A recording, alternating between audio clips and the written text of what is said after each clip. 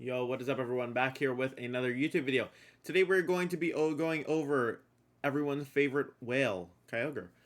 So I wanted to do a new style of video, and you guys will have to let me know in the comments how you guys enjoy this kind of video. I wanted to start doing videos where I break down a certain restricted and kind of talk about it and highlight the normal teams that's being used with it. So you can see already that we have 3 different teams here. First, I'm going to be going over the individual Kyogre sets, what they typically run, and then I can go over the individual teams and kind of explain what they do. I wanted to kind of make a series, kind of getting you guys a little more acquainted with Series 10, so it's a little bit easier to get into. I know typically restricted formats can be a little more difficult for people. Also, too, it's kind of cool because it highlights all the teams being used in stuff like World Cup, all that stuff. So, yeah, it'll definitely, what's it called? It should definitely be super cool to do as a series. I hope you guys enjoy it because if you do, then we'll actually, do it more. But for this episode, we're going to be going over Kyogre and kind of describing what the mon does, the individual teams that are pretty strong with it, and what it can do overall as a Pokemon. So, just a disclaimer: the EVs for the teams that you see here will be available on Patreon. And then the actual sets I'm going to make live while we're talking so that I can kind of talk through it with you guys, right? So you guys kind of understand how all the pieces come together typically. But yeah, so going over Kyogre itself, right? So Kyogre typically wants to run. Oh, this is incorrect. This should actually just be called. But basically, Kyogre typically either runs a combination of Choice Scarf, Mystic Water, or Leftovers. Now, these sets all do different things, and they're kind of appropriate on different teams. So I made sure to pick 3 different teams to highlight the different uses of each of these. So pretty much with Kyogre, right? You're going to see that it's very reliant on its partners to enable it. It really wants to be going for water spouts with these 2. For these, it wants to set up or for the set, it wants to set up Calm Mind. So Kyogre's strength typically comes from its weather control, which is why you need to make sure you have things to enable its weather control, keep it going, and also partners that enjoy its weather control and support it likewise, right?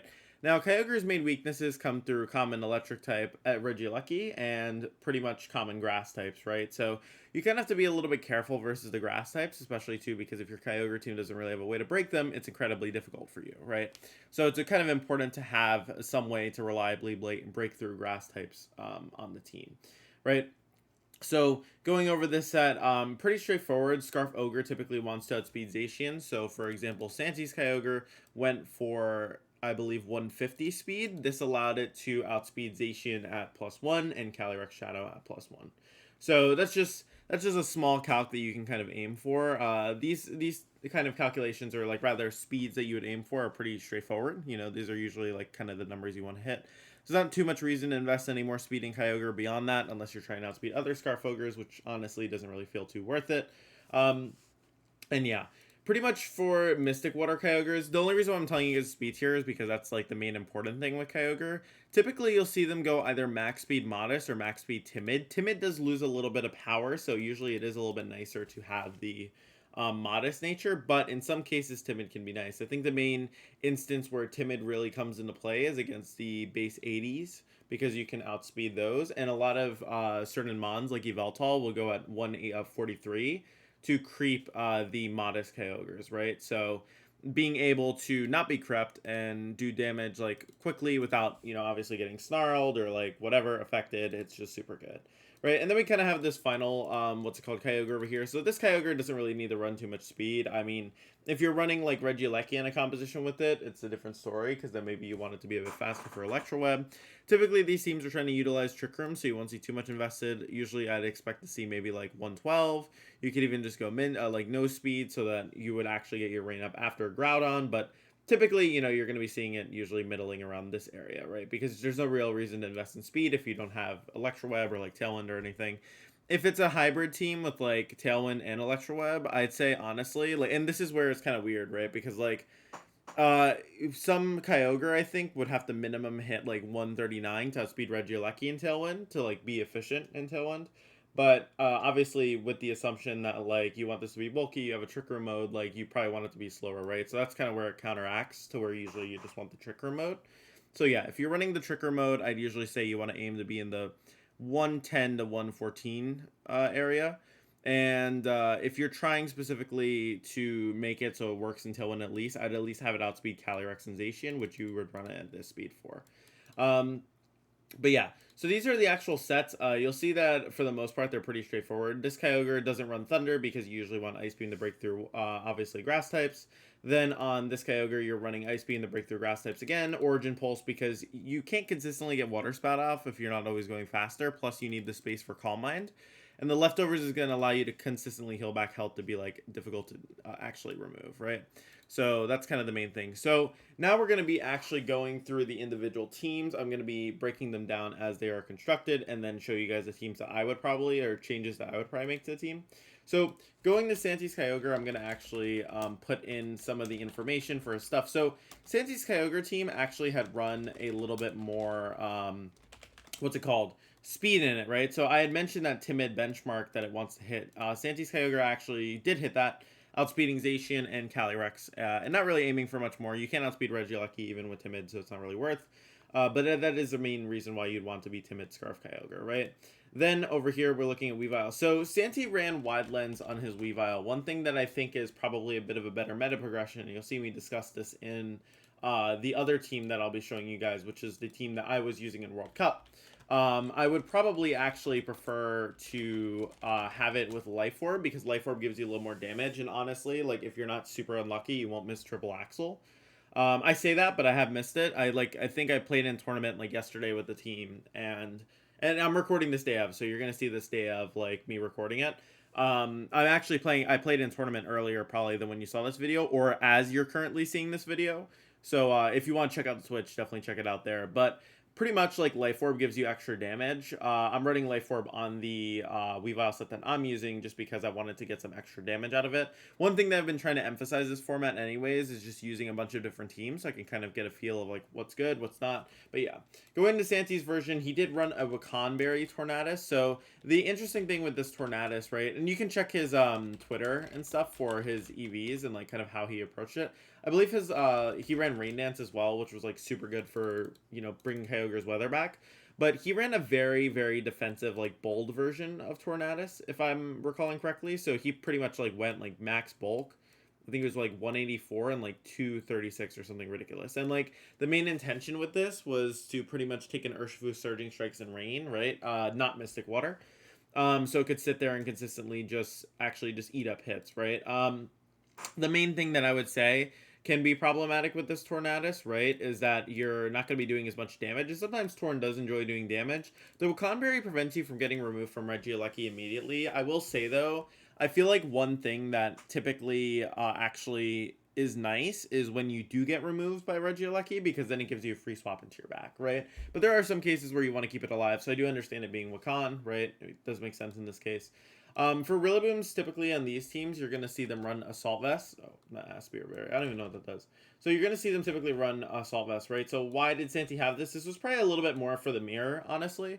Mostly because you usually want like something strong to deal with opposing Kyogres, and you know, it's just like a very helpful thing to deal with. If I recall correctly, was running knockoff as well on his Rillaboom, which means that he was able to kind of remove items and be a little bit more disruptive. The main point of this team anyways was Santi was basically abusing like the double grass types, because you can go for the double like Grassy Glide core, like have a bunch of priority damage, which can really put on pressure on the opponent, and utilizing Taunt on Serena to shut down opposing Trick Room, right? Because the Trick Room can be problems, especially for like Scarf Kyogre teams, right? So like having options for that's really nice. Another thing too is that specifically on Santi's team, the reason why the double grass core plus Urshifu worked is just because of like how he built around the Kyogre. There are basically two ways you can build around Kyogre. You can build around it so like you have a lot of type flexibility. You have, regardless, you want your mom to benefit off of Kyogre's weather, right? But Santi specifically went the double grass route because like they're both protected by the rain, and then Urshifu's buffed by the rain, and then you have Rain Dance Tornadus, right? So it's just like very synergistic and it like works together. But yeah, that's like the main intention with the team, right? And then this is your way to shut down opposing speed control, such as like, you know, what's it called? Trick Room. So that's just like the main thing there. And then Urshifu and Focus Sash. So overall, if I were to give you guys, what I'm going to do is I'm going to be rating these teams out of 5 in terms of how viable I think they are currently in the meta. I'm going to give Santi's team probably a 3 or 2 out of, I think like a 3 out of 5. The main reason why I say it's a little bit worse now is because a lot of people already know what it does. Santi really found success with it in a closed sheet format, and a lot of people didn't really know what was being run on the teams, right? So now, with the knowledge of the sets and everything, it really does actually change up how the team itself plays, right? I think it really changes how viable it is. I also think it's not the most optimal thing. Is there a bug right there? There's literally a bug right there. Hold on 2 seconds, guys.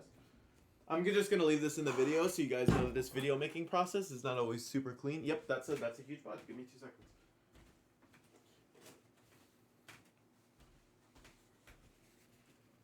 Here, you guys get a bit of real me while I'm recording. All right. Anyways, yeah, I did not want to deal with that when it grew big and annoying. Okay. Anyways, so out of 3 out of 5, like I'd probably give it like a 3, right? I say 3 if you play it really well. Honestly, if you don't know how to play it, I'd probably give it a 2. But we'll leave it at a 3 to be a little generous. I think the main problem is like now that you know the sets, it really changes up how the team plays, right? Because like now your opponent has all that information.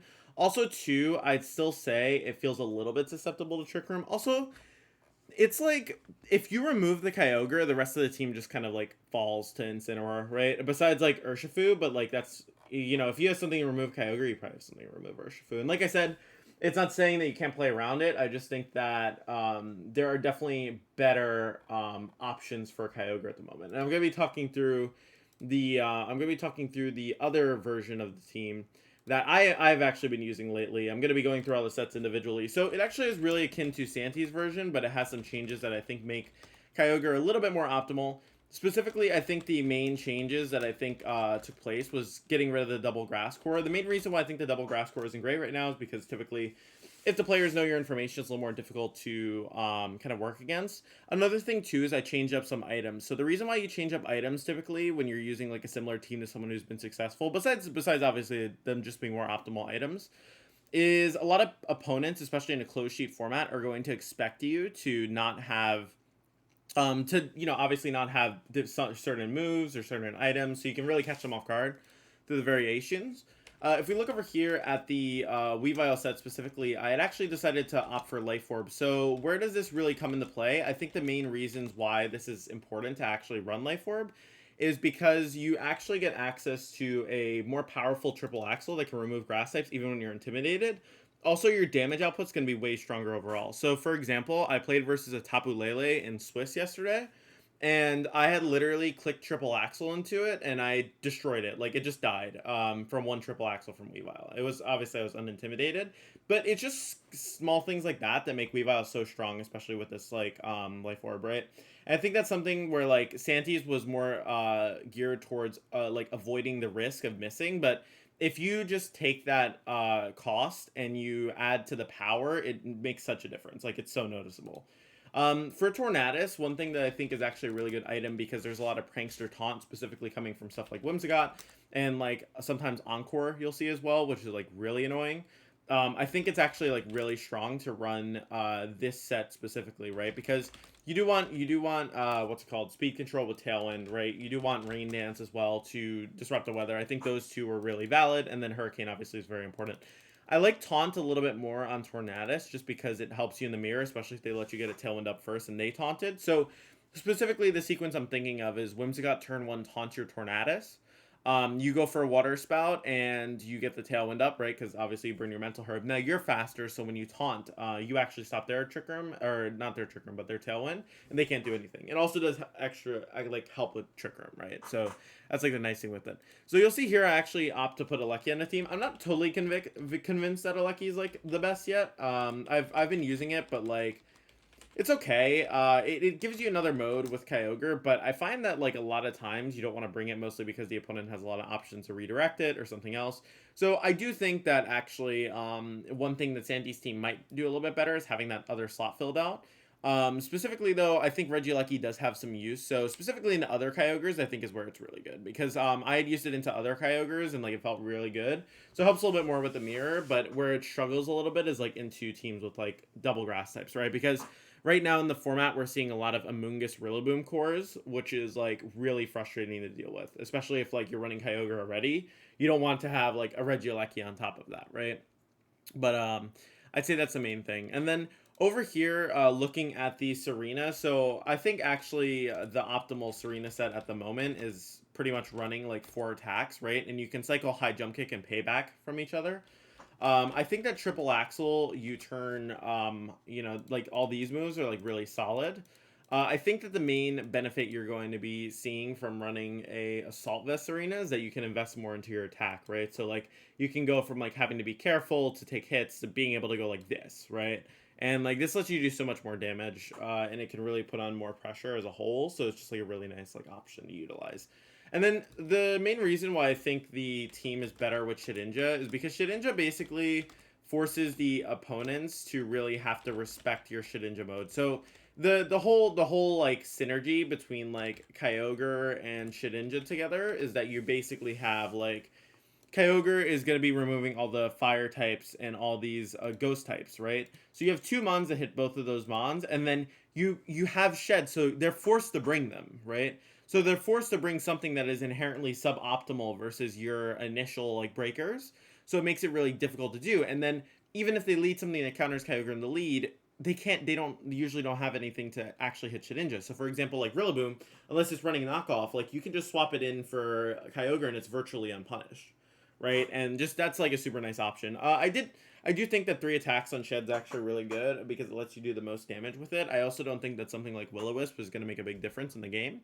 So it's not really too worth going. But that's like the main thing of Kyogre Shed. I'd say in terms of viability, I would honestly in the scheme of Kyogre teams themselves, I'd probably give it a 4 out of 5. I think where you might need to adjust it is on the Regieleki slot or maybe having a little more for double grass cores. Oh well, I guess you can't include dashes. Can I put like this? Oh, I can. Okay, so I'm gonna do that. Okay. And then for Kyogre Trick Room, so this one's interesting. This has actually been brought by Juan Salerno from Argentina. Also, I've been seeing teams like this on the ladder. So typically these teams are meant to really support the setup of basically your Kyogre, right? You're trying to get it in a position where it's able to set up Calm Mind, and you can run a variety of different items, one being Pollen Puff like you saw there, Grass Knot to benefit off of the Rillaboom, and a couple of different options, right? So typically, one thing that I think would be really good on like an Amoonguss like this is actually running something like Clear Smog and Pollen Puff. You can heal up your own Kyogre, and you can also go for Clear Smog to shut down opposing Xerneas setup, which can be obviously a little problematic. Then Kyogre, you're gonna want to be utilizing the leftover set. So I basically wanted to show you guys a team where like all of the different Kyogre sets were used in practice because it kind of helps you guys contextualize it where it's like useful. So yeah, this team is obviously very supported around setting up the Kyogre. You're going to see Origin Pulse, Ice Beam, Calm Mind, and Protect here, right? So this is way more centered around kind of getting that slow setup, but also you have pressure with like Origin Pulse and Ice Beam, right? Then we go over here to Zapdos. So Zapdos is something that's really interesting in this format. It's a really good answer to Zacian, right? Typically on these kind of teams, it's going to want to run Roost, Protect, Hurricane, and Thunderbolt.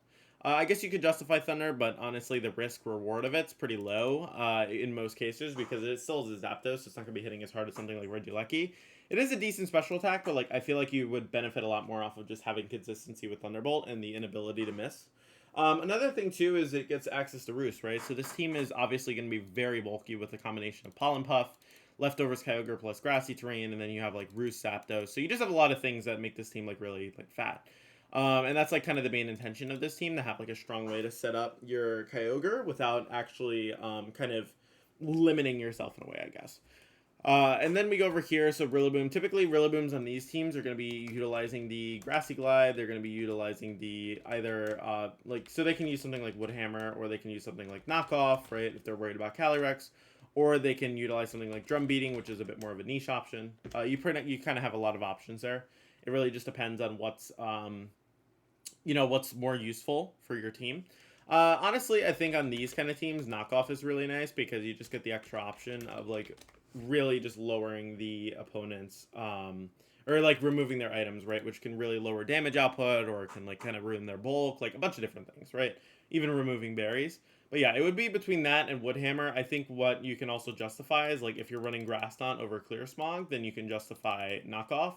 If maybe you're running Clear Smog, then you maybe want Woodhammer, right? Because like you kind of want to have enough of that grass coverage so you're not walled by Serena. But yeah, into opposing Kyogre specifically. Then for Incineroar, typically on these teams, you can utilize two different kinds of sets. There is a Figgy Berry set that lives Urshifu Surging Strikes consistently.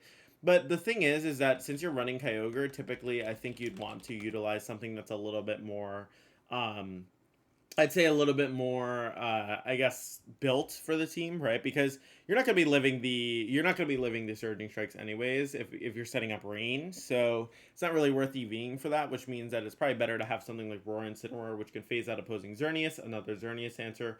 Or what you can do is you can even run something like Throat Chop, which is going to allow you to hit opposing Calyrex. So two viable options. Throat Chop could be really good as well because you stop opposing parting shots, you stop opposing roars to shut down your Trick Room. So just a bunch of cool options there. Then finally, Mimikyu. Mimikyu is always going to be running like Mental Herb. I think Shadow Sneak, Will-O-Wisp, and Trick Room are like a guaranteed.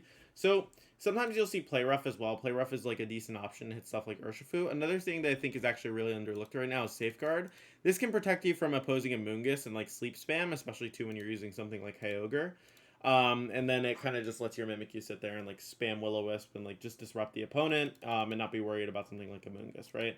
So that's the main rundown of like all these different Kyogre teams. So I'm gonna be giving this team, I'd probably say like a 3 out of 5 in viability. So because I don't want everything to like, I don't want there to be like same things, I'm gonna lower Santi's Kyogre to 2.5 because Santi's was like very good in like an invitational aspect because like it's like a controlled environment almost, right? You're going to be having a lot less variety of teams. I think Santi's team matches up poorly into a lot of the common metagame, like when you think of it as a normal tournament run overall. I'd say this version probably matches up the best into the current metagame, besides maybe the Regieleki slot maybe needing to be changed, right? And then if you look over here and we look at the Kyogre Trick Room team, I'd probably say 3 out of 5. It's good in certain matchups, but it can struggle into different teams. So specifically, the main thing that I think it can struggle versus is basically anything like Palkia, but that goes for majority of these teams, honestly. So the one thing that you have to recognize as a Kyogre player is you're always going to be struggling with Palkia because your restricted is inherently like 4 times resisted, right, by Palkia. And that's like the number one problematic matchup I've ran into while using this Mon. So I hope this was kind of enlightening for you guys who wanted to play Kyogre this format. Let me know if you guys would like to see more videos like this. The actual EVs for all these teams will be on the on my Patreon. So if you guys are interested in supporting me, $5 to $25 a month, whatever you feel comfortable giving, we do have that option available. Which I appreciate anyone's support, even if you're just watching the video. Like it really does mean a lot. But Patreon does help me continue to do these videos and do this as like, you know, something like long term, right? And also check out coaching as well if you guys would like to improve with the game. I mean, coaching's, you know, a good way to do that. You know, and it supports me and it also helps you guys kind of learn the game and like develop skills that you need, right? So hopefully this was helpful for you guys. I'll be making sure to upload this on Patreon as soon as I get a free moment. And if you guys are seeing this video before actually I start streaming, I think the tournament I'm playing starts at like 11 a.m. I may be mid-tournament as well. You should definitely go check it out. I'll be streaming that as well. So it should be fun. But yeah, thank you guys again for all the support as always. I always appreciate, you know, kind of getting the opportunity to read the comments, see what you guys said, tell me what you think is useful, and yeah. So tell me what you guys would like to see next, if you guys would like to continue seeing the series, and I will see you guys on the next video. Peace.